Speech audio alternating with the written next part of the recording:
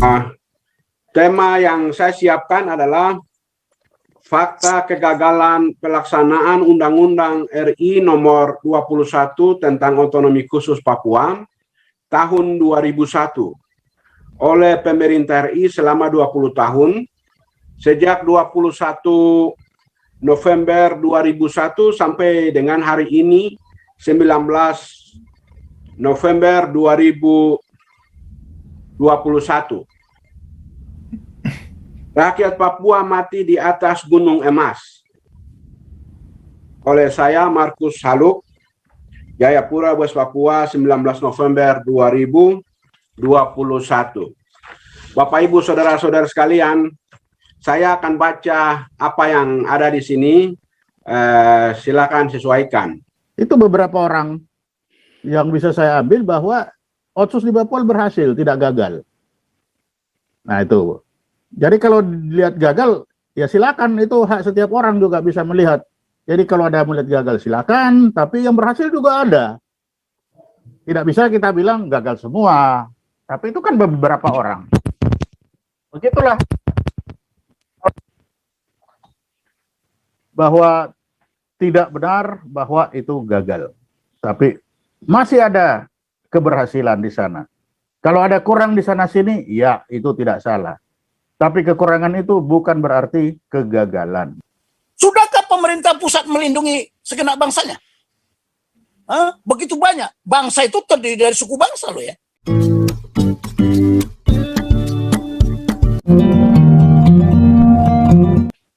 Demikian Pak Paul. Ini ada yang menarik nih, Pak Laksamana Ponto dengan Pak Markus. Nampaknya bapak-bapak yang terhormat ini punya parameternya berbeda loh, atau apa, perspektif dan parameternya itu berbeda. Jadi kalau parameter Pak Topi nggak suka bilang perspektif nih, das-mendasku nanti jadinya kan. Marah nih Pak Topi kalau bilang perspektif ini, harus paradigma ini. Paradigmanya kita harus sama dulu nih Pak Laksamana Ponto dengan Pak Markus Haluk. Ya, antara bukan pemerintah paradigma. Indonesia, kita satu ya, kita punya paradigma udah berbeda nih nampaknya. Beda, bukan paradigma, parameter. Oke, parameter. Beda parameter ya, kita inventaris dulu nih ya. Parameternya udah beda nih. Beda. Parameter, terus ada perspektif toh. Yang namanya berhasil walaupun parameternya sama, perspektifnya tadi beda juga. Ya. Ada beberapa yang sama, punya sudut pandangnya das-mundasku juga nih. Sekarang kita mau lihat gelas itu setengah isi apa setengah kosong. Nah, itu dia. Iya kan? Itu dia. Jadi memang susah mau dilihat, tergantung dari mana kepentingan kan. Kalau saya mau isi gelas saya bilang setengah kosong. Tapi kalau saya sudah malas isi gelas saya bilang setengah penuh. Ya begitu. Oke. Jadi sekarang kita mau lihat Papua ini mau lihat apa?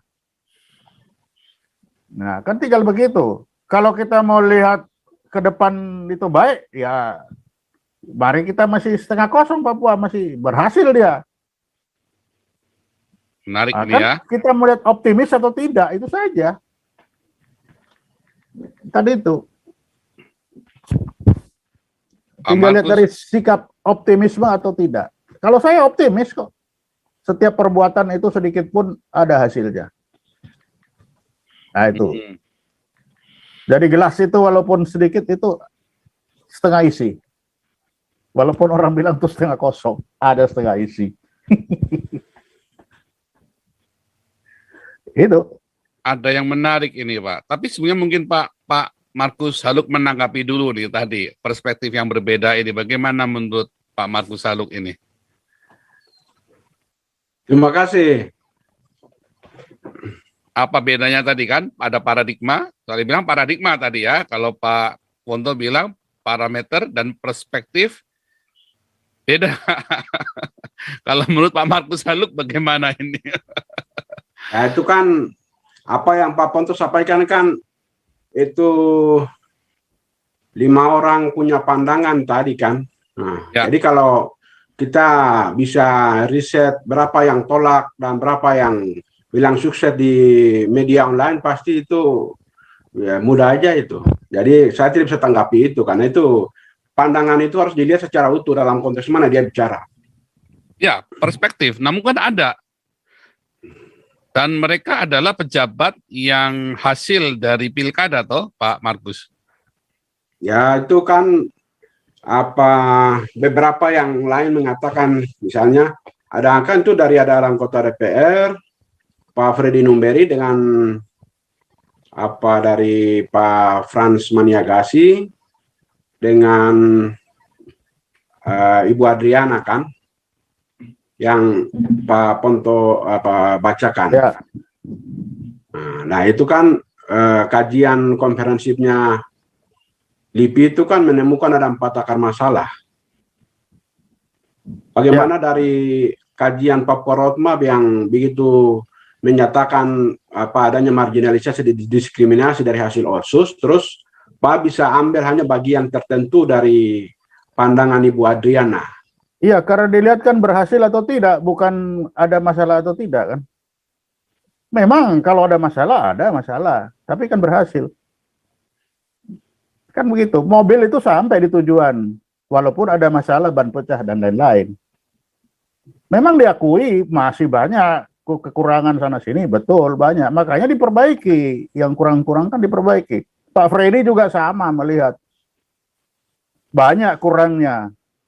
Tapi tetap berhasil, walaupun kurangnya banyak. Masalah sekarang kan kita berbicara berhasil atau tidak kan? Makanya saya bilang itu berhasil. Kurangnya banyak, iya kurangnya banyak, tidak salah. Tapi berhasil ya berhasil, kan itu saja. Oke, ini kita balik dulu sebelum balik ke ini Pak Ponto dan Pak Markus Haluk. Silakan Pak Jenderal Tobing. Wah, saya senang nih Pak Jenderal Tobing dipanggil 3 kali oleh Pak Matias Tamba langsung. Pak Tobing ada? Pak Tobing tadi mana tadi? Mikrofonnya. Sorry saya belum jadikan co-host ya. Sebentar Pak Tobing. Ya, silakan.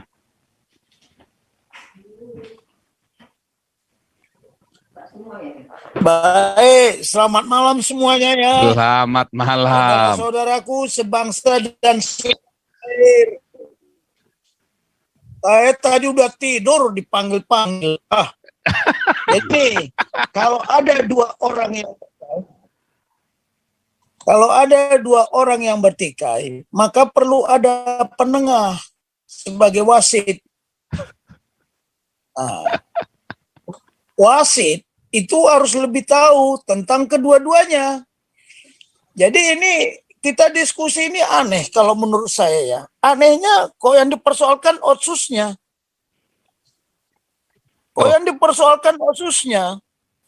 Dari awal saya paling anti dengan undang-undang. Tapi acuannya apa dulu? Acuannya undang-undang atau konstitusi? Karena konstitusi dengan undang-undang itu beda. Tolong. Karena kita menganggap bahwa undang-undang itu konstitusi, ya keliru. Yang gagal itu para penyelenggara pemerintahannya, para penyelenggara negara di sana, atau undang-undangnya. Kita ini kadang-kadang aneh. Saya dari tadi membacanya kok, ini undang-undangnya yang kita otonomi khusus. Walaupun tadi ada bagaimana pemberdayaan, apa segala macam. Kita kembali ke acuan. Makanya saya bilang, di awal penjelasan saya tentang Pancasila, tentang konstitusi, tentang paradigma, memang kita udah salah semua. Jangankan di Papua, di mana-mana salah. Di seluruh bumi Nusantara ini, mana yang nggak salah? Coba lihat. Nah, makanya kita harus menentukan acuannya apa dulu. Ya, tadi Pak Tamba bagaimana Pancasila. Kalau bicara Pancasila, kita bicara ketuhanan dulu. Ya, terus bicara kemanusiaan adil dan beradab, bicara persatuan, bicara kerakyatan, ya, kedaulatan rakyat. Yang terakhir adalah tentang keadilan sosial. Nah, itu kan patokannya. Apakah otonomi khusus? Ya, apakah otonomi khusus mengabaikan atau mematuhi? Mematuhi apa? Prinsip-prinsip dasar. Saya kan sudah katakan dari awal. yang namanya prinsip ajas sudah diyakini kebenarannya, jangan sekali-sekali diabaikan. Begitu diabaikan prinsip, ya selesai. Contoh ya, hukum gravitasi, itu ada prinsipnya enggak? Ada. Jika sesuatu benda dijatuhkan dari yang lebih tinggi, pasti jatuhnya ke bawah, kan nggak mungkin jatuhnya ke atas. Nah sekarang begini, kalau kita acuannya cuman yang ada di Otsus, ya keliru. Nah sekarang kita mau bertanya dulu lah, ini bukan hanya kesalahan pemerintah pusat, kesalahan kita semua. Ya, tapi sayang ini kan saya tadinya nggak mau terlibat. Kalau mau terlibat ini kita urut dari atas. Ya, dari atas itu dari mana? Ya dari langit. Siapa penguasa langit di atas sana? Siapa penguasa surga?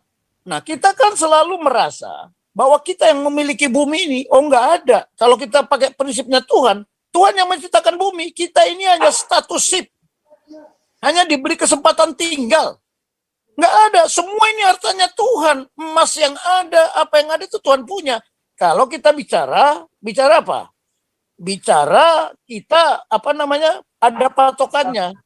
Kemudian dari dogma, ya, dari ketuhanan Maha Esa itu, paradigmanya ketuhanan, paradigmanya keahlian kita turunkan ke ideologi. Sekarang yang menjadi pertanyaannya, ideologi saudara-saudara di Papua sama dengan ideologi suku bangsa lainnya enggak? Apakah mereka juga menggunakan Pancasila atau tidak? Dari situ turun lagi ke filosofi. Ya, dari filosofi turunlah ke doktrin nasional. Apa doktrin nasional? Ya Pancasila itu. Di dalam doktrin Pancasila itu ada yang mendukung apa? Konstitusi. Sekarang pertanyaannya, ya, kalau di konstitusi itu ada apa? Ada visi. Ada visi, yaitu Indonesia yang merdeka, bukan Papua yang merdeka. Inilah kekeliruannya. Indonesia yang merdeka, bersatu, berdaulat, adil dan makmur. Ketika kata Indonesia digantikan Batak merdeka umpamanya, udah rame. Yang begini-begini paham nggak tentang konstitusi? Nah, di dalam konstitusi kita itu, di amanat pembukaan ya, ada lagi. Apa ada di sana? Ada Pancasila. Ada 5 tugas. 5 angka. 5 visi. 5 tugas kita. Pertama tugas di konstitusi apa? Melindungi segenap bangsa Indonesia. Kalau dibilang segenap bangsa Indonesia, apakah saudara-saudara di Papua itu bangsa Indonesia apa bukan? Nah ini dulu. Jadi jangan kalau kita bertengkar menurut paradigmanya masing-masing, ya beda, nggak bisa. Tunggu dulu, paradigmanya dulu dibenahi. Ya, paradigmanya dulu dibenahi. Kemudian di situ ada tugas lagi, melindungi seluruh tumpah darah Indonesia.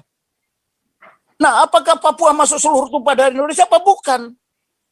Nah, kalau bukan, buktikan bahwa itu bukan. Dan ingat, kita kan bukan hanya bangsa Indonesia sendiri. Negara Indonesia ini juga ada persatuan PBB. Ya, ada persatuan bangsa-bangsa. Ya, ada negara-negara di sana. Kita bagian PBB apa tidak? Itu dulu. Jadi kita ingin merdeka, tanya dulu konstitusinya. Nah, sekarang orang Papua pakai konstitusi mana? Pakai ideologi mana? Ini runtun ini, makanya dari awal saya bilang, justru kita hancur gara undang-undang ini. Emangnya Otsus bisa apa? Otsus itu benda mati. Yang membuat melaksanakan konstitusi apa? Orangnya. Jadi jangan bilang gagal atau sukses. Tidak bisa kita ukur dengan itu. Harus ada kriterianya dong. Ada, tadi bilangnya ada parameternya. Tapi secara parameter itu bagian dari paradigma. Makanya pahami dulu paradigmanya. Nah, runtut ke sana. Memajukan kesejahteraan umum. Sekarang pemerintah sudah berupaya nggak memajukan kesejahteraan umum? Apa itu kesejahteraan umum? Apa kesejahteraan umum? Rasa aman. Nilai kesejahteraan yang paling tinggi adalah rasa aman. Lah kalau ada pemberontakan terus, bagaimana aman? Tuhan kalau kita ambil ke atas lagi, rancanganku adalah bukan rancangan kecelakaan, rancangan damai sejahtera dan pengharapan. Nah itu kalau kita bicara dari yang paling atas, kita ini kan makhluk ciptaan Tuhan. Ingat, ada kerajaan Tuhan, ada pemerintah kerajaan Tuhan. Kalau kita pakai yang nomor 1 tadi. Nah sekarang kita lihat, ya, tadi memajukan kesejahteraan umum. Bagaimana mau sejahtera? Orang ribut terus di sana. Tuhan bilang apa? Kenapa Tuhan bilang bukan sejahtera damai ya? Damai sejahtera lah kalian di bumi. Kalau kita nggak pernah damai ya nggak bisa sejahtera. Kalau keinginan merdeka tidak mungkin pemerintah membiarkan sejengkal tanah pun tidak boleh. Itu geopolitik. Sejengkal tanah pun tidak boleh. Ya, kalau sudah dinyatakan di konstitusi, makanya memahami konstitusi nggak ada yang paham kok. Kita salah semua. Kemudian satu lagi, mencerdaskan kehidupan bangsa. Ya, kita cek aja pemerintah sudah melakukan itu belum? Sudah belum nggak? Jangan ini infrastruktur di mana negara? Inggris pun, Malaysia pun, ya dulu semuanya hutan. Emangnya di Inggris sana nggak hutan? Di Amerika juga dulu hutan semua. Jadi jangan itu yang disalahkan. Oh tidak, saya nggak bisa bicara kayak gitu. Nah sekarang kita urut lagi ke bawah. Ya kita urut lagi ke bawah. Ya bahwa tugas pemerintah yang kelima adalah ikut serta melaksanakan ketertiban dunia berdasarkan perdamaian abadi dan keadilan sosial. Dari kelima tugas ini, mana yang salah? Otonomi khususnya undang-undang yang salah, atau para penyelenggara negaranya yang salah, atau para penyelenggara pemerintahan yang salah, atau pemangku kepentingannya, atau anak bangsa yang salah. Hati-hati loh. Ini kita bicara harus ada patokannya dong. Apa parameternya? Menurut Pak Ponto ini berhasil, menurut ini gagal. Loh apa ukurannya? Kalau menurut paradigmanya masing-masing, ya pemikirannya masing-masing, ya nggak ketemu. Harus ada acuannya dong. Itu yang disebut apa? Garis-garis besar haluan negara. Itulah acuannya. Satu lagi, ya apa kebijakan pemerintah rupanya? Kalau pemerintah pusat, dia hanya menyediakan sarana prasarana. Makanya diberikan kepada siapa? Otonomi khusus. Artinya apa? Pemerintah daerah. Silakan melaksanakan apa? Konstitusi. Bukan undang-undang. Memang justru undang-undang itu yang berat.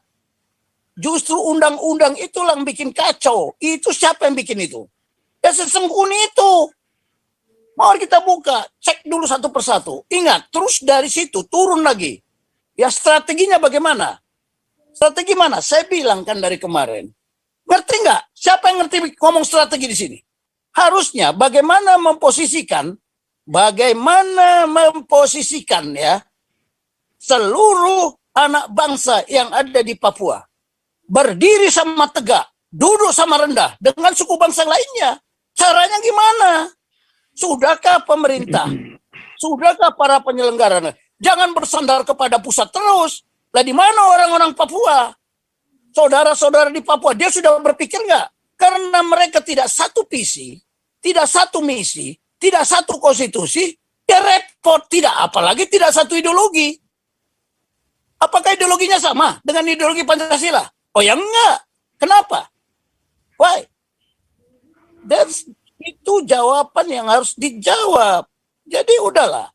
Kita melihat sekarang ya, kalau kita melihat ya, itu ya, makanya saya belum tahu ya, bagaimana konsep pembangunan di Papua. Apakah sudah dipelajari kendalanya apa? Hambatannya apa? Ya, ancaman di sana apa? Gangguan di sana apa? Ya, tantangan di sana apa? Beda dong membangun Papua dengan membangun Sumatera Utara. Tadi bilangnya, oh masih banyak miskin. Orang Batak pun masih banyak miskin. Di daerah lain juga masih banyak miskin. Jangan bilang, wah kami paling miskin. Tunggu dulu. Saya aja jenderal miskin kok. Ya, jangan-jangan gaji bupati Anda lebih besar dari saya. Penghasilannya juga lebih besar. Jangan kita kategorikan miskin. Miskin itu apa definisi miskin? Makanya jangan konflik dengan terminologi. Miskin itu banyak definisinya. Mungkin ya pengetahuannya tidak cerdas. Itu juga kemiskinan. Ya, apa definisi miskin? Coba kita samakan dulu. Jadi saya mohon gini ya, saya hanya menjadi penengah malam ini. Karena saya bukan pembicara. Tapi kalau debat ini satu bilang berhasil, satu bilang gagal, tanpa ada patokan yang standar. Itulah paradigma. Ya, paradigma itu mencakupi semua. Bagaimana cara kita memahami, bagaimana kerangka berpikir kita, cara memahami pembangunan di Papua yang sesuai dengan Pancasila, yang sesuai dengan Konstitusi Undang-Undang Dasar 45. Nggak boleh kok. Tidak ada konstitusi lain. Pemikirannya harus sama. Kalau tidak sama ya repot. Itulah sebabnya. Bukan hanya Papua. Masih banyak daerah yang ketinggalan. Tapi kemarin ya saya melihat begini. Kita harus melihat positif ya. Bagaimana pemerintahan pusat memposisikan Papua. Ya, memposisikan Papua apa? Di tengah. Di tengah mana? Di tengah gelombang yang demikian dasarnya di globalisasi. Loh, Papua kemarin sejak ada PON itu udah jadi di mana-mana orang tahu Papua. Nah, kita harus melihat lagi ya, lihat aktor lain. Ya, untuk merencanakan sesuatu pembangunan masih ada yang harus kita analisa. Geografinya seperti apa? Demografinya seperti apa? Kondisi sosialnya seperti apa? Sekarang kalau saya lihat Papua, ini kalau kita bicara Papua ya, itu suku bangsanya paling banyak di sana loh. Ya, suku bangsanya paling banyak, juga demikian bahasanya. Ya. Demikian juga adat istiadatnya. Sekarang saya tanya, pakai ideologi apa supaya mereka bisa bersatu? Pakai ideologi apa? Saya mau tanya. Pakai visi apa? Pakai misi apa? Pakai konstitusi apa? Oh, jangan katakan, oh ini majelis rakyat Papua sudah memutuskan begini. Oh, nggak bisa. Apa standarnya? Jangan pakai pemahaman kita sendiri. Itulah terjadi konflik dasmu-dasku. Ini tadi sudah jelas ini konflik dasnya Pak Ponto sama dasnya Pak Markus. Ditambah lagi dikompori dengan yang lain. Tapi standarnya apa? Nggak akan ketemu. Diskusi sampai akhir zaman pun nggak ketemu. Karena nggak ada patokan yang kita gunakan sebagai standar. Jadi lihat kondisi sosialnya juga. Ideologinya seperti apa, politiknya seperti apa, ya, ekonominya seperti apa, sosial budayanya seperti apa. Oh, beda. Jangan disamakan. Kita sekarang ini, ya kalau kemarin mengikuti kuliah Pancasila yang saya sampaikan, pencerahan dan pengkayaan. Oh, jangankan di Papua, di Jakarta saja nggak ngerti kok. Ngerti mereka. Sekarang saya tanya, sudahkah pemerintah pusat melindungi segenap bangsanya? Begitu banyak. Bangsa itu terdiri dari suku bangsa loh ya. Sudahkah dia melindungi suku Batak? Sudahkah dia melindungi suku Aceh? Sudahkah melindungi suku Ambon? Sudahkah melindungi suku Kei di sana itu yang di dekat Ambon sana? Sudahkah melindungi suku yang ada di Ternate, di Manado, di Sangir Talaut, di Aceh? Oh, berat. Kalau semua diserahkan kepada pemerintah pusat, ya udah salah karena doktrin mengajarkan apa? Seorang presiden, kita 34 provinsi. Kalau di doktrin itu paling bisa mengendalikan, mengkompadokan itu paling banyak 6 seharusnya, 6 provinsi. Tapi kita 34 provinsi, bagaimana mengendalikan? Sekarang saya tanya, presiden lebih banyak ke Papua. Ya, lebih banyak ke Papua mungkin daripada ke Lampung. Cukup adil udah dia. Mungkin presiden juga belum pernah ke Sangir Talaut sana. Ya, atau katakan di ujung Sangir Talaut sana. Ya, yang di sana juga orangnya pun masih miskin kan. Nah, malah mereka juga lebih dekat ke Filipina. Nah, ini jangan kita melihat cuma sempit. Hati-hati loh, kita bukan hidup di dalam kodok dalam tempurung ya. Ini sudah era global. Semua melihat. Dunia setuju nggak Papua merdeka? PBB aja nggak setuju. Terus bagaimana? Kalau PBB menyatakan Papua merdeka, saya juga dukung merdeka. Tetapi selama PBB, selama semua anak bangsa tidak setuju Papua merdeka, selama konstitusi tidak ada mengatakan Papua merdeka, tapi Indonesia yang merdeka, bersatu, berdaulat, adil, dan makmur. Nah, kembalilah, pelajarilah, dalami konstitusi. Konstitusi itu bukan hanya dibuat. Best knowledge, kita harus pengetahuan tentang itu. Kita harus paham, best understanding, sehingga kita bisa mengambil apa? Keputusan. Sekarang kan ini keputusan ini yang mau kita katakan. Satu bilang gagal, satu bilang berhasil. Apa kriterianya? Kalau menurut masing-masing sih oke-oke aja. Apa landasannya? Apa acuannya? Itu yang menjadi penting, Pak Paul. Saudara-saudara yang ada sini. Makanya tadi saya sudah tanya. Paradigmanya kita nampaknya Pak Markus Haluk antara ULMWP dengan Pak Soleman Ponto tadi paradigmanya berbeda dan memang berdua sudah mengakui memang ada perbedaan. Lalu masuklah ke perspektif. Makanya saya bilang, wah ini kalau ada perspektif gini jadi kacau nih.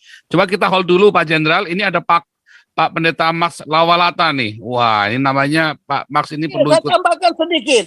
Saya katakan apa? Bedanya paradigma dengan perspektif. Perspektif itu sudut pandang semampu mata kita memandang.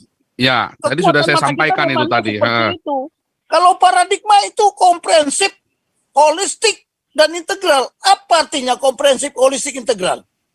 Menyeluruh, utuh. Ya terkait. Jangan bawa pendapat masing-masing, sudut pandangnya masing-masing. Wah kacau negara ini. Kalau saya bilang Papua itu, saya katakan tadi apa? Kesalahan kita semua. Kesalahan kita semua. Tidak bisa salahkan pemerintah pusat. Tidak bisa. Makanya ini kesalahan kita semua. Kalau kita mau mengakui, masa depan itu pasti datang. Harapan itu pasti ada. Tapi kalau kita ribut melulu, kapan mau selesainya? Saya beritahu ya, saya pensiun bintang 1, saya nggak iri.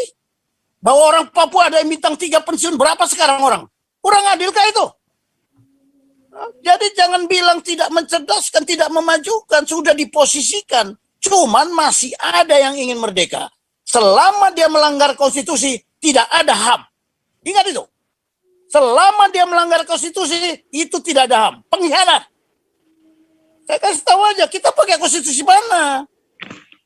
Nah, kalau cara-cara TNI, karena mereka berpegang kepada konstitusi. Tidak disalahkan. Bisakah PBB menyalahkan itu? Loh, saya berpijak kepada konstitusi. Sama dengan Birma. Coba dengan Birma nanti, Pak Jenderal, save the best for the last, Pak Jenderal. Sebentar. Oke, nanti nggak seru nanti. Itu nanti kita ke sana tuh nanti justru itu. PBB kan. Nanti kita mau ke PBB itu nanti.